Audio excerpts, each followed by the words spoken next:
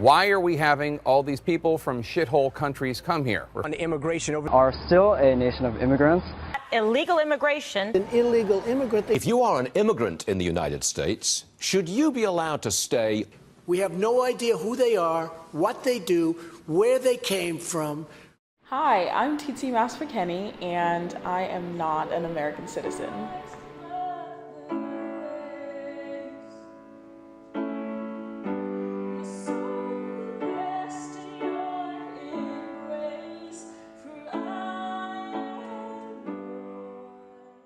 I was born in Harare, Zimbabwe. Harare is the capital of Zimbabwe. Whenever I was around one, my father passed away.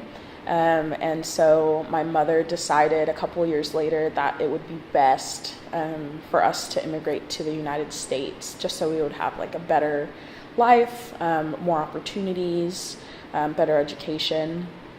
And so when I was 4 years old, me, my older sister Nasha, and my mom immigrated to Texas.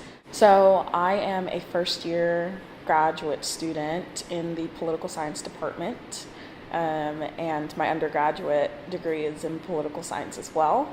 My day-to-day life is pretty much always reading or writing a paper or discussing politics with people, because my major kind of is like if you're not going to law school to be like with your political science degree, you're going into academia. So you're always kind of just talking about the current, world going ons.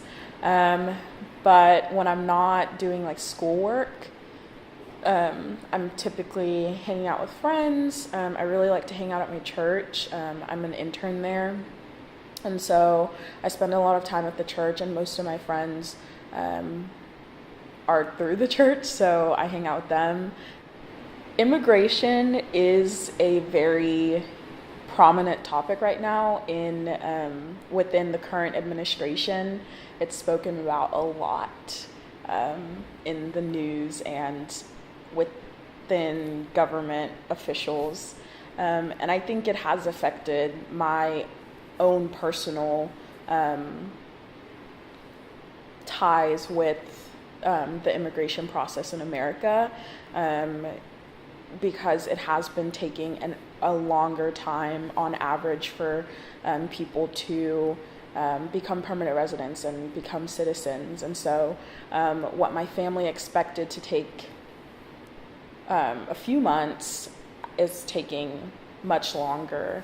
And it's kind of a disheartening topic, because you see your friends and like coworkers and people that you're close to speaking about immigration, and at being not only a political science major but also being an immigrant, you just want to tell people like what you really think, and you want to like change their minds about certain like aspects of immigration, but you can't, because it's just a very polarized topic right now. Will Joyce is a member of the church that I currently attend/work at. I know Tsitsi from church, actually. We go to church together, and she's involved in our youth program. He started talking about being mayor and campaigning and all of that good stuff, and I was like, well, I'm a political science major, and if you need help, then let me know. And that conversation of me just asking if he wanted help turned into us having a meeting about what all I could help with during his campaign. Tsitsi and I sat down and talked early on about some college sort of outreach. Wanted to have someone on campus who could kind of help me talk to some college students, or maybe initially we talked about get out the vote, about the idea of making sure college students at OSU knew that they can vote in Stillwater, and that it's a good idea to vote in Stillwater. One of my biggest passions as a political science major is an educated citizenry. Like, I just want people to know why it's important to vote, and to know why what they're voting for is important and what they're voting for, the reason that they're voting. She mentioned that she wasn't a citizen, she couldn't vote, but she was interested in politics and would love to be involved in the campaign. So it's sign time? It's sign time. It's time to wave some signs around and get people to vote. It's a weird feeling, not just working on a campaign and not being able to vote, but being a political scientist and having pretty much, at least 50 to 70% of my day surrounded by politics, surrounded by governmental, going-ons, and not being able to vote is pretty much one of the most frustrating feelings that I feel like anybody could have. It's not just about your responsibility as a citizen. It's also about the community and the camaraderie that's created from saying, like, I voted and I made a difference, and I, even if my candidate doesn't win, or even if the law that I'm trying to get, passed doesn't pass, I still was able to voice my opinion, which is not something that a lot of people in this world are afforded the right to do. America was created for immigrants, and I know that's a bold statement, but even from the inception of this country, from the idea of sending people over from England to America, they immigrated. Our founding fathers, ancestors immigrated to the United States. And then as the Constitution was birthed and this idea of this country was solidified, they were creating this American dream where anyone and everyone would have the ability to come to this country and have the equal opportunity to increase the quality of their life. So to care about immigrants is to care about Americans. And so I think it's important that you care about this topic because your neighbors are immigrants, your friends are immigrants, your leaders are immigrants. So everyone's life is surrounded by immigration. So it just doesn't make sense not to care about the topic.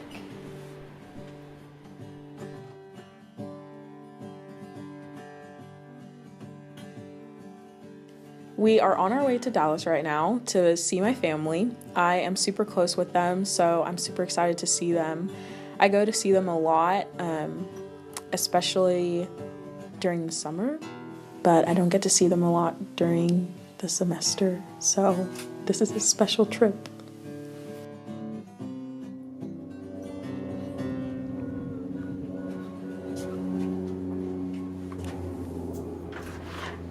Hi, Tsitsi. Hi.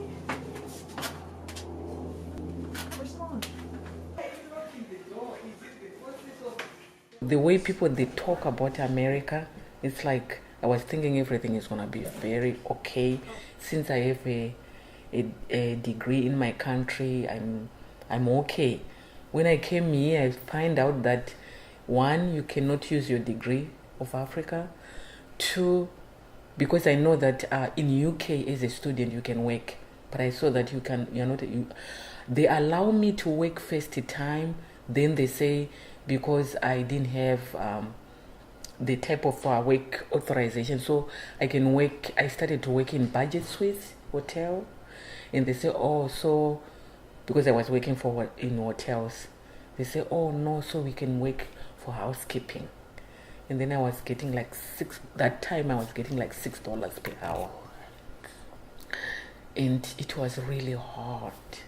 When you're a kid, you are not really aware of the situation you're in. But when I look back, I'm just like, well, we really struggled when we were younger. But it was just like, it was okay. Like, my mom made it as normal as possible. When we look back at some of the things that we thought were normal, they weren't normal to other people. We moved around a lot, I remember that. So there was never really a time, I think not until like middle school, end of middle school, there was never really a time where we stayed in the same place for too long. I was blessed because I was after the other phase which we were just talking about, I was married with my husband, my second husband. And he had a green card. He won a green card lottery. So we were blessed that we didn't went through that. We have to go through a lawyer. We just did it straightforward. But we had a challenge that we didn't have money because I was not working a good job which can make me to do the papers together, three of us. But when we get the papers, that's the time when President Obama was there. Because I hear that people, they were saying they've been waiting for 2 years, 3 years. But when I get there, when we put our papers there, that time, mine, I think when I went for the interview, it was like 2 weeks, I got my green card. For Nyasha was the same, for Tsitsi was the same. So that is the time when the only challenge which I get for me to file is that I didn't have money. But the time why I want to make it a difference is like we put our green card, three of us together, but them, they were not qualifying to file citizen under me, so they waived wait for 5 years. Me, that time, that's the same time when President Obama was there. I filed for 3 months. And I was called for the interview. I get my citizenship. Now them, when they have 5 years, it was last year, they put their papers up to now for citizenship. Nyasha is now turning about 1 year, 3 months. A lot of people, they are saying it's 1 year, 3 months. Since even they return a paper back and there was a confusion, and then later on we redo it again. We call all the time, it's on pending. So it's like, it's a problem. There's a situation in this kind of issue. I don't know why it changes, that the other time it will go fast, the other time it will be like, okay, that one I don't know. But now we have a challenge of their citizenship now. Most of immigrants, when they come to any country, they are focused. They are really focused. So it's not like a game like I'm just coming here to do some things or, like that. It's few people who are like that. Most people, when they are coming, they come for opportunity, which even most of the people here, they don't grab that opportunity. Me, if it means that all my kids can have PhD, I can force them to do, because that's why I'm here. My mom, we had to, our major, everybody else gets their freedom, but my mom was just like, you need to get this major to get you money, to be successful, because it's just like the pressure of I came here because of you. And it wasn't in a mean way, but it was just like, okay, I came to America for my children to have a better thing, so you don't want to disappoint them. So it's just like, I'm gonna do something stupid, and it's just like half of her life was wasted. That's what it would have felt like if I didn't go to college, or if I dropped out of school, or if I didn't do the right major and suffered in America. It would be just like, wow, I wasted my mom's life, and her only purpose was to better us, in America. She dropped everything. I'm not here. I'm not even enjoying anything because my cousins are not here. My mom was here, but I don't enjoy here. I just work. But I'm going to enjoy when I go back home. But I came here specifically not because I'm poor. I'm coming to get food stamp and do some things, or no. I came with the focus that my kids has to have the best life, and my great children and my great grandchildren, they will talk about me even if I'm no longer there. That's the story of me. As my mom was saying, she came to America for us to have a better education. So it's like when you're a child, you listen to that all the time. So it wasn't like, oh, like I'm gonna take a year off, or I want to figure out what I want to do. Like it was just like you just went to college to go, and then you figure it out when you get there. It's like my mom wasn't like, you can do whatever you want. This I was just like, when are you going to college? Because we need to keep this ball rolling. So yeah, that's some pressure. Why can't they just not do that?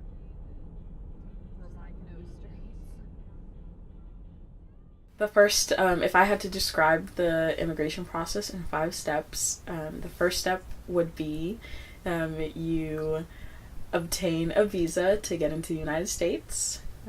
Once you do that, you would go and apply for your green card.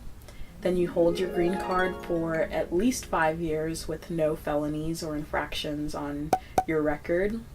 Then you would start your citizenship application process, and then after you get through the process, pay all the fees, do all of your interviews, then the last step would be induction into this great country. So right now I'm on the 4th step, which is the citizenship application. And I've sent in my application. I've gotten my fingerprints done. So now I'm waiting for background checks to be processed in Zimbabwe as well as in the United States. And then after those are processed, then I will get an interview and I hopefully will become a United States citizen.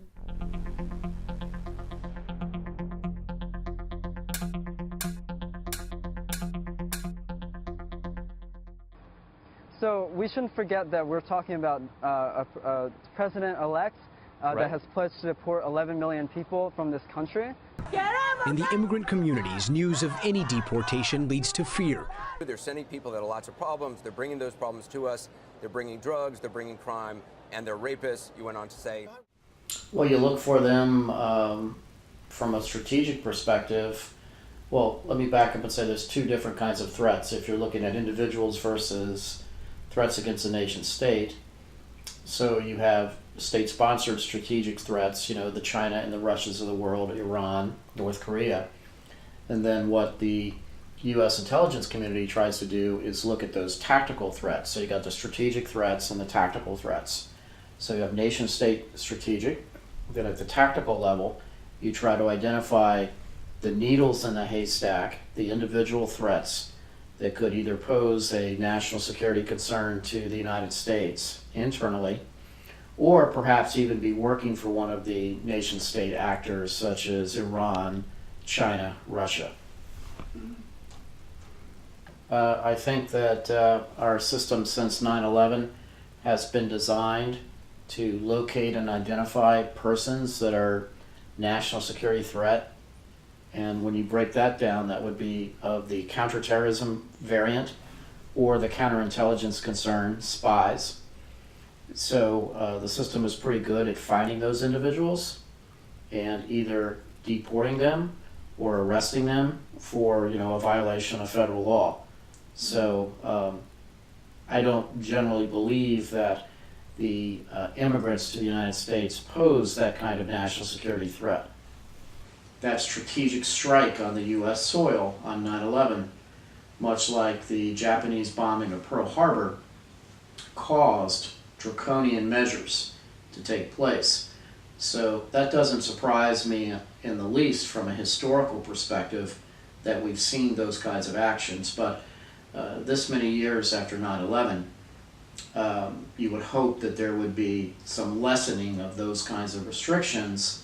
But unfortunately, what you find with bureaucracies or nation states in general, like the United States, that once you have these policies and procedures in place, it's very difficult to roll them back.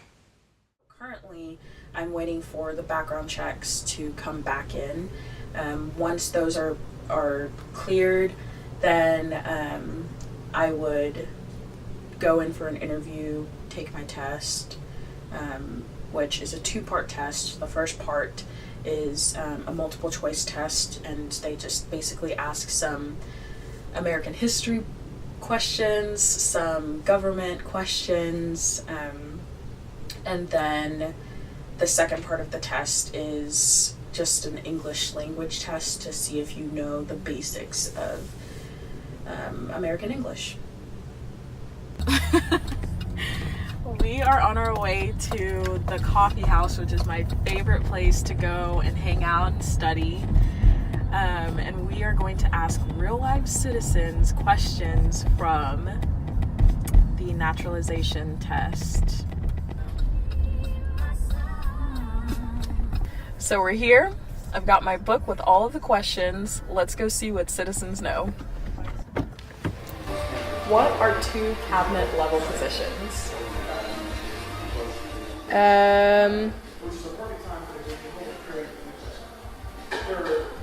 Legislate? No. Cabinet level positions. Governor? No. What is one responsibility that is only for United States citizens? This is something only citizens can do? This is like, yes, only citizens can do this, and they're responsible to do it. Like, they have to. Oh, it's considered a responsibility. Yeah. Paying taxes. No. How many amendments does the Constitution have?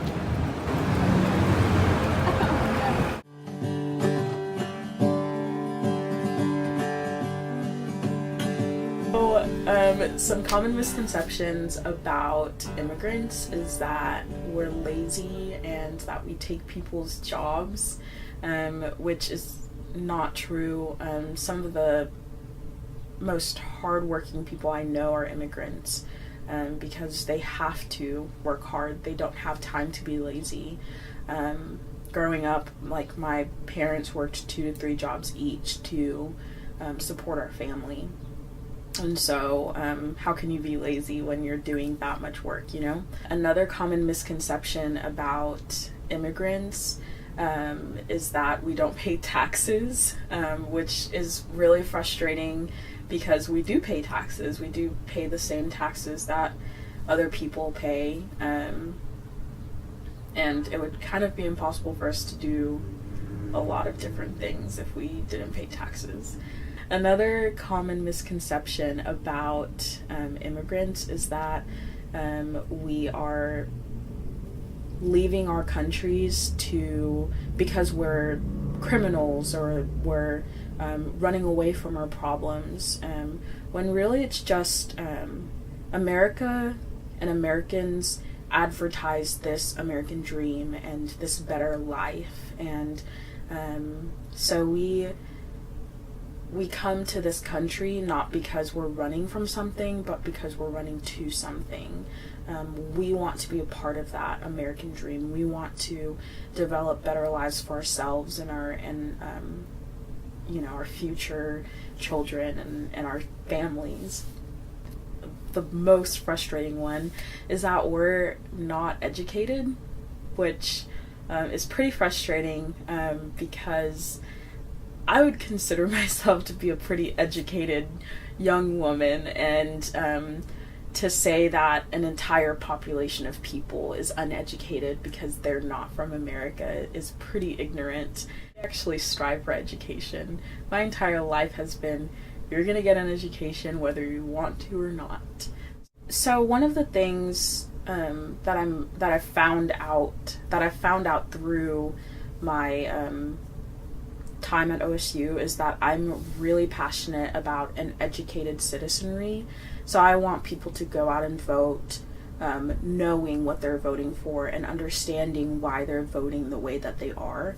And so while I can't say that I think that I had a direct impact on the amount of people who voted for Will, I can say that I had some really great conversations with college-age students about the importance of voting and how their vote impacts their daily lives, and not only that, but why they vote the way that they do, how they can figure out why, how to vote in a way that is in their best interest rather than influenced by their parents or their friends or, you know, a club or an organization that they're in, but really like what affects them and why voting is so important to their everyday lives. And so it was mostly the conversation, I'd say, was what I feel like was my impact on the election.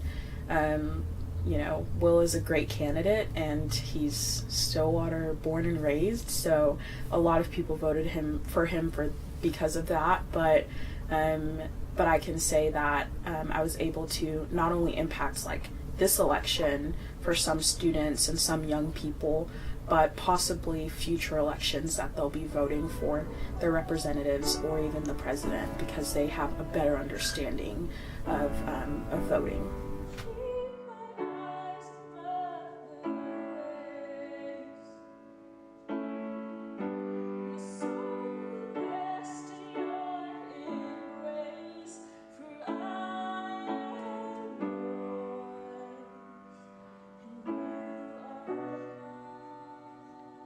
Shithole countries. Just kidding. I'm from a shithole country according to Donald Trump. But if she get a leadership in anything, I'm confident that she can be the best. I'm an immigrant. I always forget that I'm an immigrant till like a moment happens or whatever. I've never had to go through becoming a citizen, so I'm not real sure what that process looks like. I bet it's harder than becoming mayor. She's super involved in politics, and it's kind of funny because she can't vote for anything. She'll get there.